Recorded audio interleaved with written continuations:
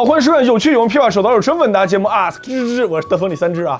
今天呢，在这里李三芝要跟各位客官老爷们汇报一件非常重要的事情啊，也经过我们内部多次讨论商量，我们决定做一件事情，就是因为我们今年开始陆续开始接了一些广告啊，但大家可以注意到，我们最近投的就是发布的一些广告呢，会把这些广告投到一个叫广告区的一个分类里面，标签里面也会有一个标识，但是一直没有通过节目跟大家去说这件事情，很多人不知道，会把就是日常的节目跟广告类节目呢，会怎么说呢，在视觉上面分不太清楚，就区分不开，所以呢，在这里呢，李三芝求大家一件事情啊，就大家如果看到我们那个节目里面有一个 AD 的标志，推广的标志，这个节目你一定要点开看啊，一定要看，因为这个广告性的节目、广告性栏目，我们是按照点击量啊最后去分成的。所以日常的像节目啊，像 Ask 芝啊、知道不知道啊，和什么汽车整合计划，这些经费都即将来自于广告啊。所以大家如果以后看到我们那个节目里面啊，打上这个广告的标志、推广的标志，请大家务必点开看一眼。你就觉得看不下去，你关了就行了。但如果要是广告不看的话，那我们未来可能就凉了，就没有钱造血了。所以在这儿再一次拜托大家，我们也同样会把广告的内容和日常的节目一样认真对待，把它做得非常好看啊。所以没别的啊，没别的意思，就是我们做广告了，那个死乞白赖的让大家多点我们的广告。好，废话不多说了，开始我们这一周的 Ask 吧。微信网友叫一起轰趴吧。他说：“老鼠看节目很久了，我有一个问题想咨询你。我有一辆200匹的捷豹 XEL， 官方加速8秒多，感觉人家的200匹都6、7秒左右，我这个太慢了。想请教你一下，换好的轮毂可以提升加速时间吗？我这个情况大概能提升多少秒？除了刷 ECU， 还有什么其他的办法可以提升加速时间吗？”捷豹 XEL 啊，这个是一个很有意思的一个车啊，就是看上去非常美。你知道捷豹整个车系，就整个品牌在我心里面一个，把它比作成一个女明星的话，我觉得就是 baby 啊，我很喜欢。静态的呢很美，非常漂亮，甚至说无死角。真的，捷豹车我觉得就无死角，图片可以，动图也行，小视频也 OK， 但不要整那种54集的长篇电视剧啊，这就真的受不了了。所以捷豹是一个短期相处，看别人的车都非常爽的，但长期相处起来以后，啊，捷豹车主可能自己知道啊。这不多说了，再说换轮毂这件事情能不能提升这个车的零百加速啊？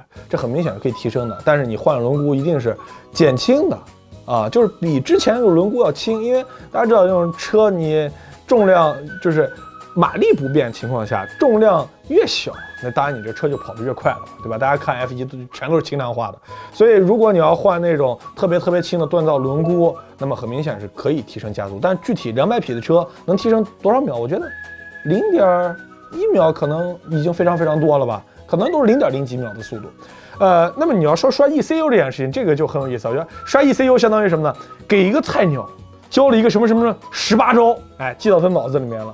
他肯定要技术要比之前好一点，所以你可以看很多的原厂车出来以后都会去刷个一阶，几千块钱啊，罐头文件往里面一刷个一阶。那么这只能提升个20-30匹啊，保险一点啊，20-30匹，不保险的可能提升50-60匹。那如果你要想往后再加速再好的话，你就要练你的肌肉，强化你的骨骼了，相当于什么呢？缸内强化，对吧？火花塞得强化，活塞、连杆、钢筒，对吧？都得强化。这些东西强化完以后，你发现哦，现在心脏已经强了，心脏强了以后肌肉得带起来，冷却系统得起来。冷却系统好了以后呢，还得有双好鞋、好脚，刹车系统还得能刹得住。所以你会发现，改装车它是一个由点最后发展成一个面的事情，非常的花钱。最简单的改装方式，你知道我们说什么呢？48块钱买一套扳子，偷轻啊，座椅乱七八糟都拆了，发动机变速箱冷却系统直接上赛道啊！这是跟大家开个玩笑啊。如果想了解更多的改装车方面的东西，可以关注一下 Fast Forward 啊，跟我们之前合作过啊，做过非常多的V1，他们在做赛事啊，尤其史萌老师在玩改装方面呢，有非常多自己的理解和经验啊，可以关注一下他们，希望可以帮助到你。微信网友叫阿虎的鼠哥，我是你老粉丝了，9翻牌。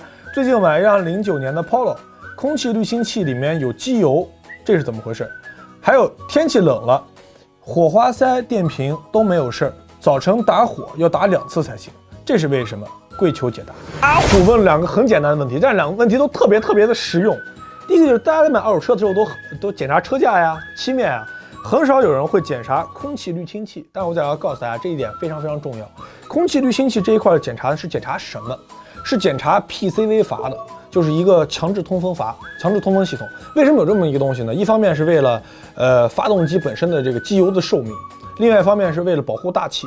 因为发动机在运行过程中啊，它不可能把100%的燃烧就是那个混合空气都燃烧了，所以有一部分空气没有燃烧掉，它就排出来了，不能让它直接进入到大气当中，就是这个 PCV 阀再把它回来再走一遍。如果 PCV 阀堵了的话，那么这个气就会回流，就会往回挤，上行的时候就会往回挤，挤到哪儿了？就挤到空气滤清器这儿啊，进气气管嘛，再往前空滤。那么这个气回流了以后，到了空滤在空滤上面就积了一层油啊，你发现摸空滤里面有一层油，那么就 PCV 阀坏了。再坏一点的结果是什么呢？就是因为 PCV 阀堵了，然后整个机油工作效果也不是特别好，导致活塞和这个润滑系统不好用，导致这个车未来可能要大修。所以这一点啊，大家在买二手车的时候一定要注意一下。还有一个第2个问题啊，就是说冬天我在打火的时候，发现一把着不了，2把3把，这个很简单啊，尤其放在外面，这个电池它有工作温度的嘛，你温度越低，你这个电池的效能可能就越差，所以冬天的电池它本身的这个耗电量啊，相对来说就会高一些。我不知道这么说准不准确啊，就是很简单一点说，就是你夏天你把蓄电池放外面15天你还能着，冬天的话可能就7天甚至更短。还有一种情况，身边朋友发生的，换了一块蓄电池以后，发现还是放那儿放7天就没有电。有一种车啊，之前安过长火的 GPS。什么叫长火的 GPS？ 就是它这个保险连的不是 ACC 的线，不是说你要是拧到点火啊，它才启动的，它是在长火上面，等于这个 GPS 是你车停在哪儿，它实时报位置。GPS 是非常费电的，你车在冬天在室外，长火的 GPS 基本上1周就把你这个蓄电池电量就消耗没有了，再打车也打不着了。另外一个呢就是油路啊，要么就是机油啊太稠了，要么就是整个车的喷油系统啊油路堵了，做一下油路清洗就可以把问题解决掉了。稍微有点啰嗦啊，但是都是干货。很多人买一辆二手车回去以后呢，车漆不是特别好了，有2种选择，一种喷个漆，一种贴个膜。贴膜的改完色以后觉得很漂亮，那么这其实属于改装里面非常初级的一种。我们可以看一看国外的高阶玩家是怎么给车改色的。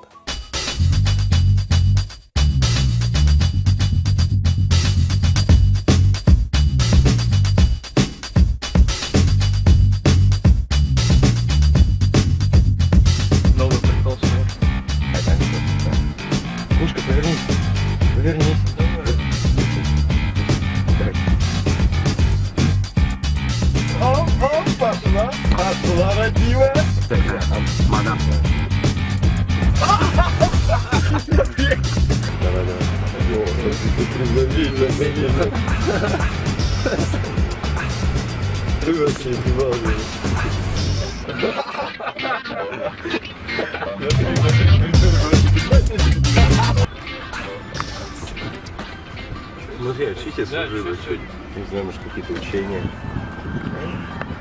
Смотри, бабулька в халатике, ТТ пиво. Помнишь, кто? Там такая трусы еще в ромашку. Нет, Когда уберем, смотри. Ну ты думаешь, она отреагирует? Смотри. Подожди, смотри. Давай. Точно, бабулька старая байкерша. Я прикалываю там. Оп. Давай. Смотри, она не понимает, она думает, что она палочкой переключает цвет.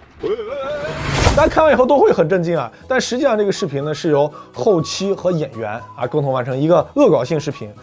这项技术在改装车漆里面啊真的是存在的，但是它的效果呢没有像视频里面那么的明显，它可能颜色变得也没有那么快，而且也没有那么多种颜色可以选择啊。它是通过电流跟车漆什么分子之间的一个变化产生的。看过国外一篇报道啊，就是一个车如果全车改下来，包括电器啊、控制单元啊，整个成本啊就6位数啊，6位数的一个价格，即使能这么改。改完之后，交警叔叔也是不会放过你。微信网友叫 Mr. 我，鼠哥看了你所有视频，铁粉了。以前我老婆不懂车，现在吃饭的时候也跟我一起悠轰轰。说正题，单位以前有个6代雅阁，40万公里的，动力猛，舒适性好，也没有异响。从那时候开始，我就有了雅阁情怀。正好最近同事有一辆11年底的本田雅阁2.0顶配，一手车14万公里了，想问一下多少钱比较合适？另外，第8代雅阁除了空间大以外，还有哪些缺点？2.0的油耗大概是多少？一个本田雅阁的问题啊，本田雅阁相对很多人对这车都情有独钟啊，都是从什么时候开始爱上这款车的？都是从第6代雅阁，代号 CG5啊。我之前做过这个车节目，大家可以在后台回复一下 CG5，可以看到这期节目。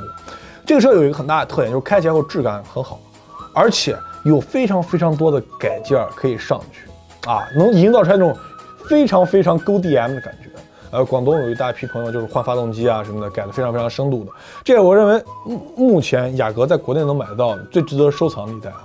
CD5 就太老了 ，CG5 是 OK 的。但是到第8代雅阁以后，你会感觉到就是这是 CG5 这7代雅阁、8代雅阁，就是在质量方面啊，就是尤其是行驶体感上面啊，就是变化还是比较大的。然后第一个点是什么呢？雅阁整体的隔音其实不是特别的好，隔音不好就算了。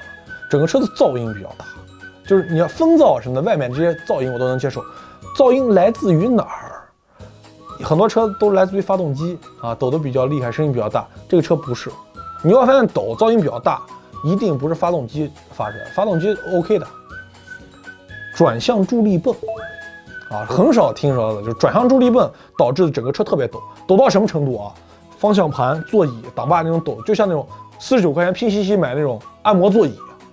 真的非常强，抖非常厉害，你就换机脚垫解决不了问题，你要换改良版的转向助力泵才能把问题解决到，但是也不是特别贵啊，很多人不知道，所以给各位买8代雅阁的车主怎么说呢？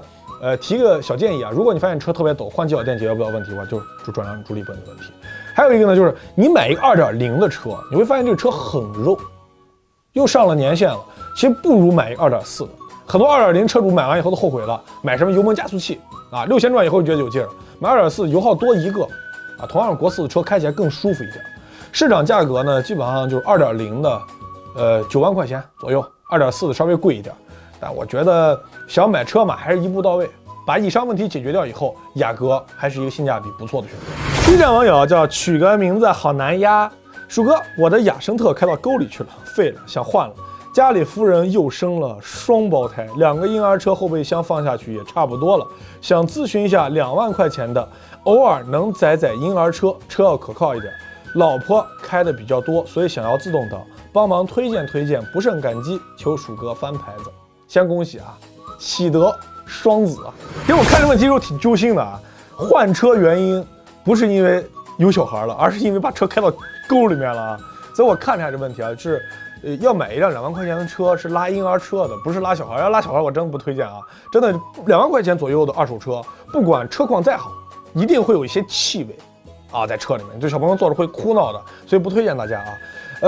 这个价位里面如果要买的话，稍微靠谱一点车况的车啊，基本上都是国3的车啊，国3排放的。所以如果你要买车之前呢，先查一下你们当地啊什么时候限制国3，什么时候限制国3。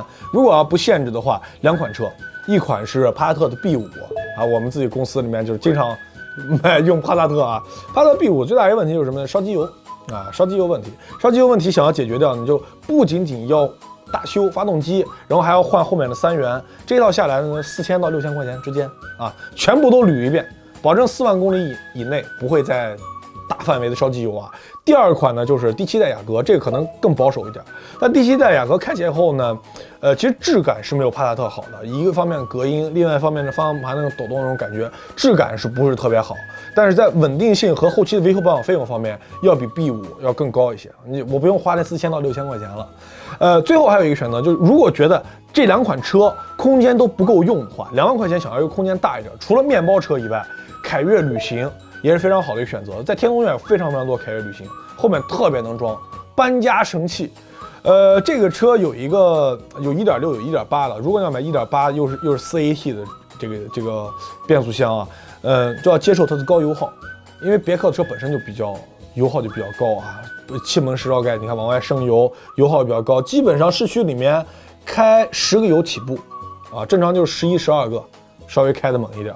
这车有一个特点啊，真特别有意思，很多人买完车以后都会改排气啊，什么 IP 啊、天蝎啊，这个车原厂啊，车龄长了以后，你原厂开出去，一会儿是天蝎排气的声音，一会儿是 IPE 的声音，为什么啊？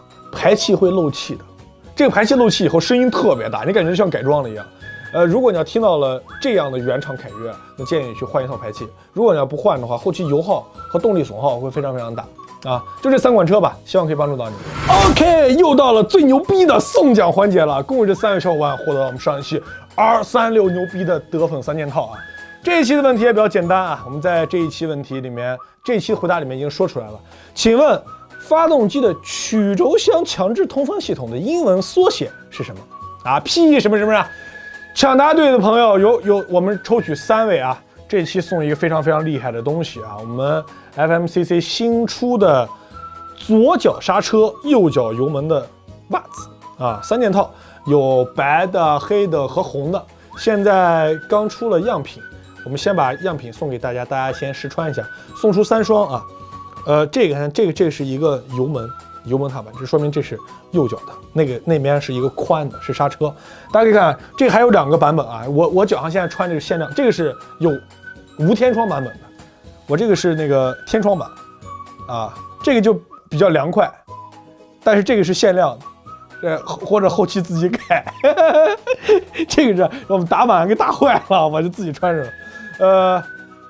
欢迎大家来抢购我们的商品啊！这个我们这一期送出3套，下周呢会在我们的淘宝店上架，大家快来抢，好吧？我们这期节目到这结束了，下期再见。我脚好白啊，正向警告。